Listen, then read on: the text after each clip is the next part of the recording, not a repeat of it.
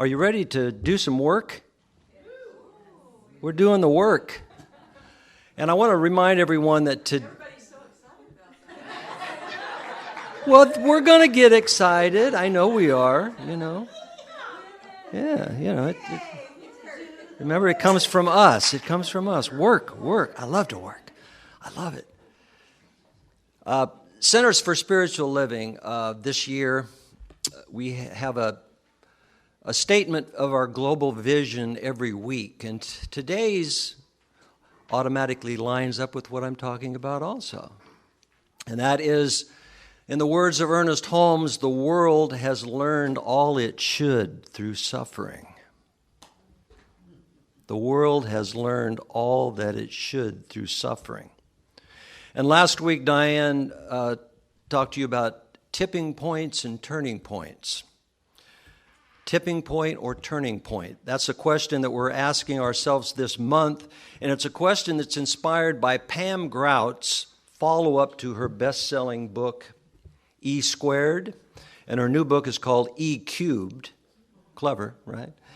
And she writes in that book that this work, we're talking about work today, this work is about taking a wrecking ball to our mental concepts, our mental constructs that have imprisoned us for far too long.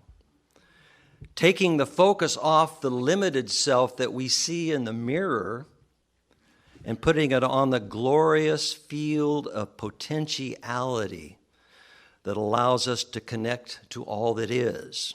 It's about letting go, giving up old mental constructs and surrendering to that all-loving, all-powerful energy force that's bigger, bolder, and brighter than anything you've seen yet. This sacred buzz is life itself. Life which, no matter how many walls we erect in our lives, no matter how badly we screw up, is always there waiting with arms open wide for all of us prodigal sons and daughters. And of course, the other book that we're founding and grounding in this week or this month is our Beautiful Science of Mind textbook by Dr. Ernest Holmes, in which he writes, if we would take time once a day at least to let go of all that is not true, doubt, distrust, worry, condemnation, and fear, and lay hold of life in its expressions of beauty, truth, and wholeness, we would be healed. So do you see the common thread between Pam Grout's statements and Ernest Holmes' statements? Because these two concepts form our work together this month, during which we're creating turning points in our lives through our thinking, and then those turning points lead to different tipping points, and not only for ourselves, but for the world at large. And so for those of you that weren't here last week or want a clarification, a tipping point is the moment in which there is enough critical mass for a major change to occur. And a turning point is the moment of decision, the moment we individually or collectively decide to make a shift, to head in a different direction, to view things another way. And that decision results in a radically different outcome in our lives. And turning points, all the turning points we have in our lives, result in different tipping points. And perhaps your being here this morning is a turning point for you. And if it is, we welcome you and we applaud you, because I remember it certainly was for me 32, 33 years ago when I walked through the doors of the Mile High Church in Denver, which is a religious science church, which a friend had brought me to after I had quit drinking and all the other stuff that goes with that. I won't elaborate. After I quit drinking and was in a 12-step program, I remember being in treatment. And the facilitators asked each one of us what is God as you understand him or her or it? And I thought about it, and I'd kind of had an idea of what God was. I had left my religion that I grew up in, of course. It didn't make sense to me, and I proceeded to tell them what I thought God was. And then it wasn't too long after that a friend took me to this religious science church, and the minister got up there, and he told me what I thought God was.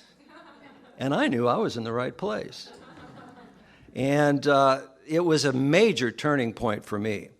And it was a tipping point, too, because I'd been very tipsy for a long time.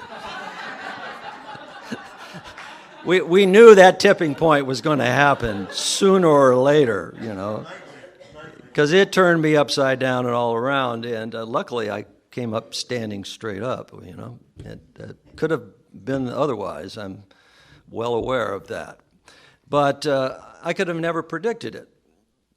So before we get into doing the work today, I want to briefly review our 5 old views and our 5 turning point views that Diane related to you and discussed last week. And remember, they not only lay the groundwork for this month, but for the rest of the year and really the rest of your life. So they're worth reviewing briefly. Our old view number 1 was God is a judgmental man. I think he's got a long white beard. He's up in the sky someplace, and he determines whether or not that I'm worthy. This God is to be feared because he can be very vengeful, and I have to be very, very good all year long in order that he'll come to my house at Christmas and bring me presents. I have to beg, plead, and bargain with this God.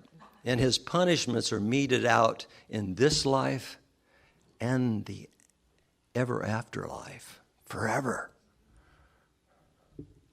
Turning point view number 1, though, is, and we're familiar with this one if we've been in this room for very long, God is an energy of love and creation that flows through all, sustains all, surrounds all, in fact, is all. Which means, of course, you and me. Old view number 2 was the world is a scary place. Our job is to put on our armor and work like heck to stay one step ahead of everything that's out to get us. Turning point view 2, though, is the universe actually has our backs. As David said in his reading, the universe is for us. And it's constantly conspiring for our good by sending us blessings, gifts, and guidance.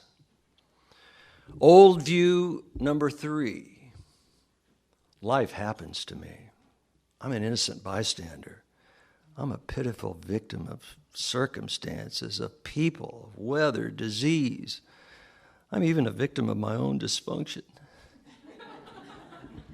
Turning point 3 is life emanates from me.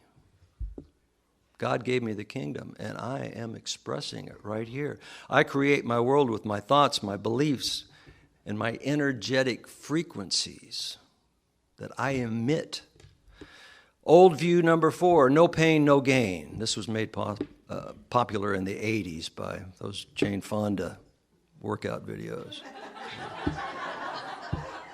I actually believed in that for a while. No pain, no gain. And actually, I still have a little bit of that in me. It's kind of like, it feels good when it hurts, Of course, the world has learned all that it should through suffering, right? Turning point view 4, there is no reason to struggle. Once we let go and surrender to the universal flow of life, life with a capital L will take over and handle the details. Remember, we know what, God knows how. Old view number 5, I am not worthy of a good life. I am inherently flawed. I am inherently bad. Shame on you if you think that. Turning point view 5 is my worthiness is not at issue. It never has been and it never will be. There is nothing required of me to be worthy.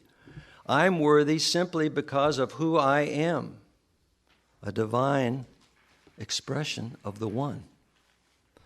So, our turning point views. Let's recap those real quickly here as we move into the work. You guys are still ready for the work? Yes. Okay.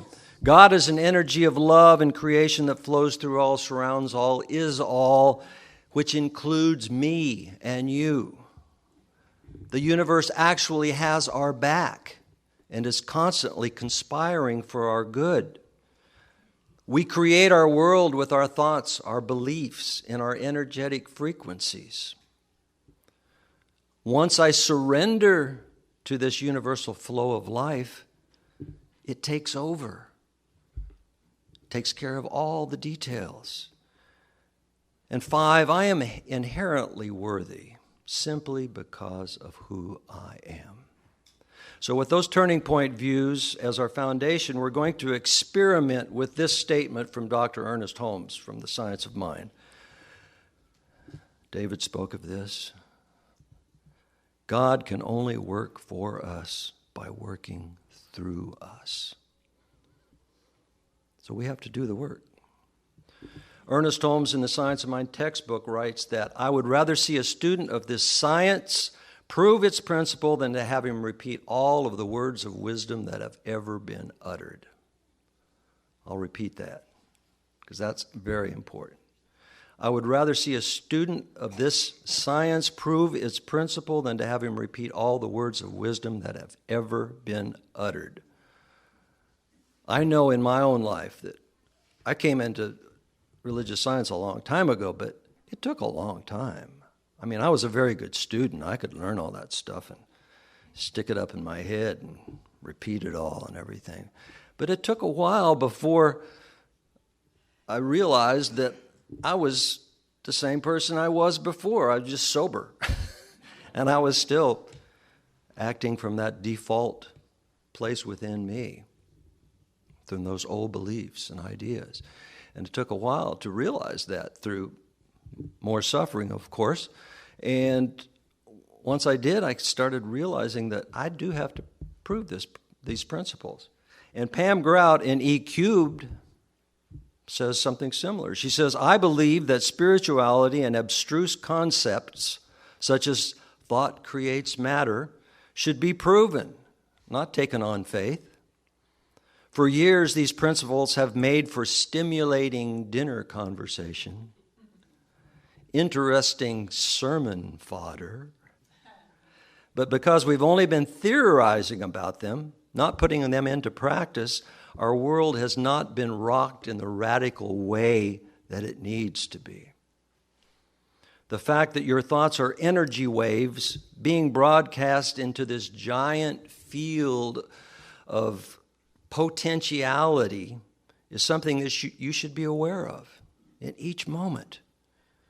Using it in each moment, putting it to work, proving its principle. So are you ready to rock your worlds? Yes. Yeah? All right, good, because we're going to do a couple of experiments this week. Everybody like to experiment? Yes. All right, good. So, but before we talk about the experiments, I want to suggest that there's nothing like having friends, amigos, compadres, on the path of enlightenment, to encourage us, to celebrate with us, and to challenge us and our personal perceptions of life. In fact, neuroscientists have discovered that humans reverberate to the actions and the emotions of the people that surround them. That's kind of why we're here, right? Yes. Wouldn't it be great to reverberate with people who are spiritually aligned with you and can support you and you can support them on our journeys of unfoldment, right? That's why we're here, of experimenting not just with what we're doing this month, but also manifesting all those dreams and hopes and desires that we have for this new year of 2016. And speaking of that, our wonderful Reverend Margaret Thornton is ready to go to work and to present and facilitate Mary Morrissey's wonderful class, Prosperity Plus. How many of you have taken a Prosperity class here? If you haven't taken one, ask any of these people how transformative it is. And we're going to start that real soon, right, Margaret? And we have a sign-up sheet in the bookstore. Okay. We'll start with our experiments. Did you know that rhinoceroses have very bad eyesight? Some of you guys watch Discovery Channel, right? Animal Planet. Even at 15 feet away, they can't tell a human from a tree. So even if being charged by a rhino is on your list of one of your things to avoid in Africa, well, it's probably the least of your worries.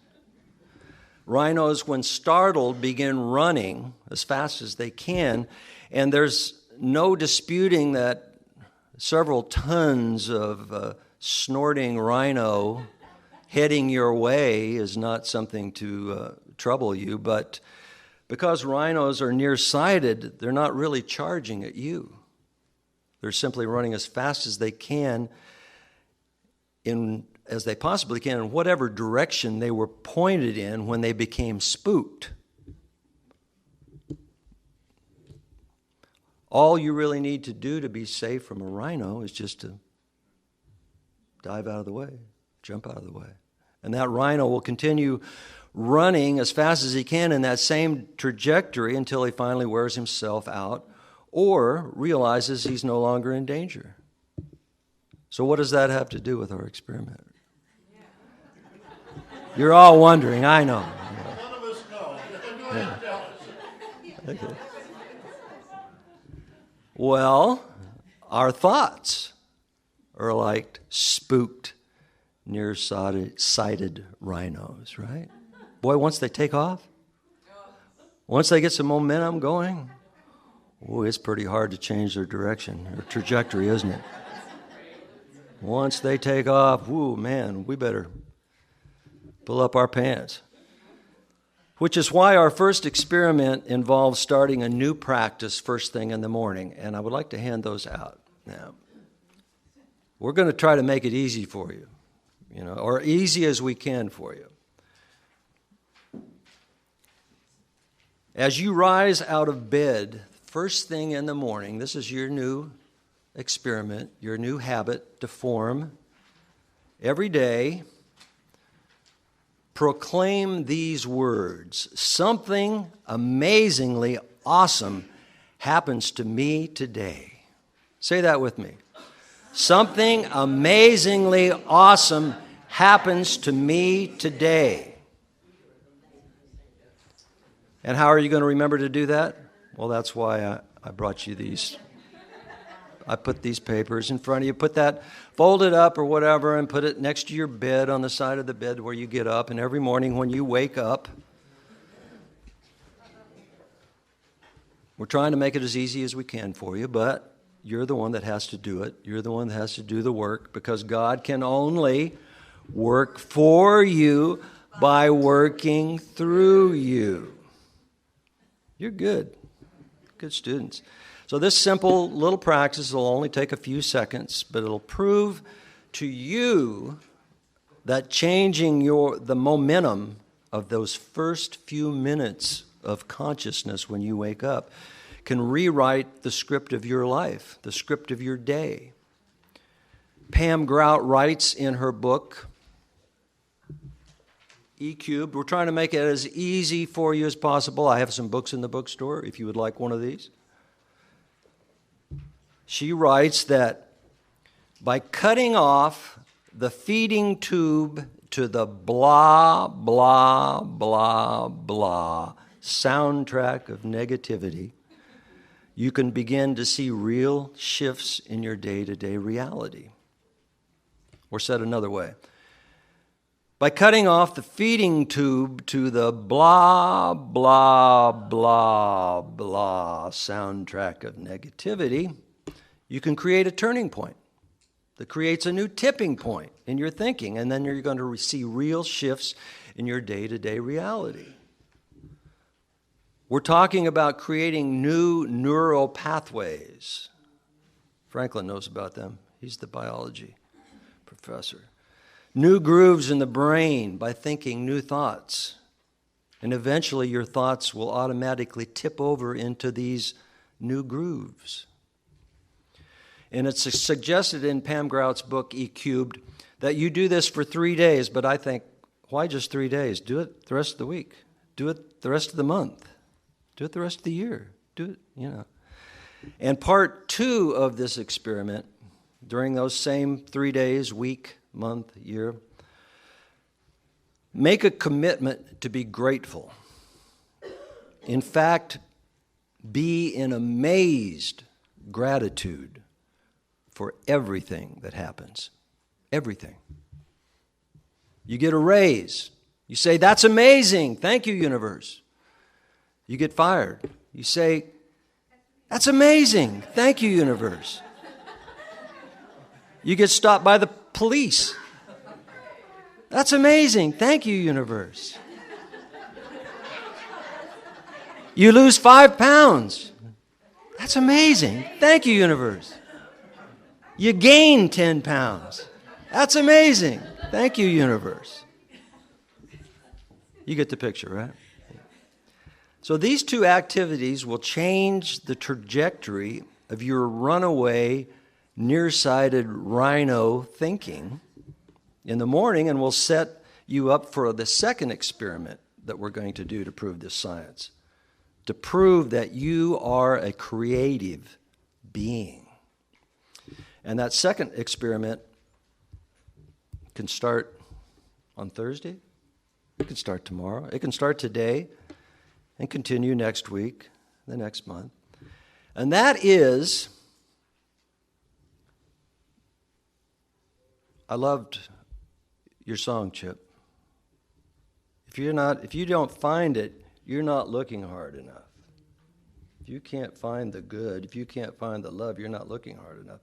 And to prove that we can find what we want in life, you're going to go on a scavenger hunt the rest of this week. I want you to look for a belly laugh. A toy, well, maybe a boy toy from your childhood.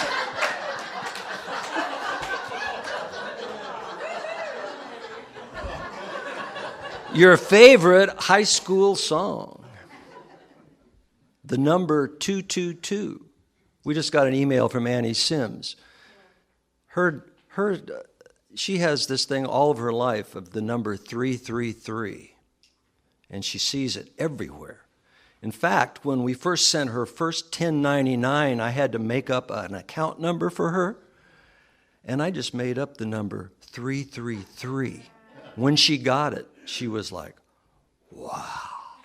I said, hey, I just made it up. A beach ball. A senior citizen in a fashionable hat. And that doesn't mean Gregory Fisher. You can't count Gregory Fisher or Gene Smith or Marietta. Marietta's not a senior citizen. No, someone outside of this room. That's what I'm saying. A smile from a baby. And a billboard with a message just for you. You'll notice that when you start looking for these things, when you're looking for it, you start to notice it. You start to find it. So this is the work that we must do. And no one can do it for us. So you ready for that work? It reminds me of, I was teaching a class, and a female student stopped by my office afterwards, and I invited her in, and she kind of looked up and down the hall and both ways and then closed the door, and she came in and she stepped closer to my desk and she said, I would do anything to get an A in this class. And she stepped closer and she flipped her hair back and licked her lips and came a little closer to me, and she says, I would do anything to get an A in this class. And I kind of leaned into her gaze, and I said, anything? And she says, anything. And I said, Did you study?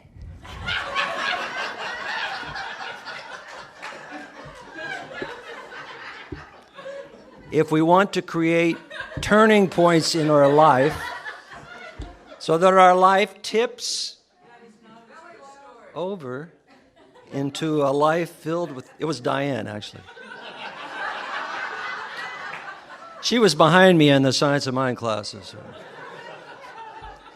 And she really loves to, she doesn't like to work. That's what I'm saying. So if you want to fill your life until it tips over into a life filled with God's love, peace, harmony, joy, and abundance, are you willing to do the work? Yes. Yes. Yes. Yes. And so it is.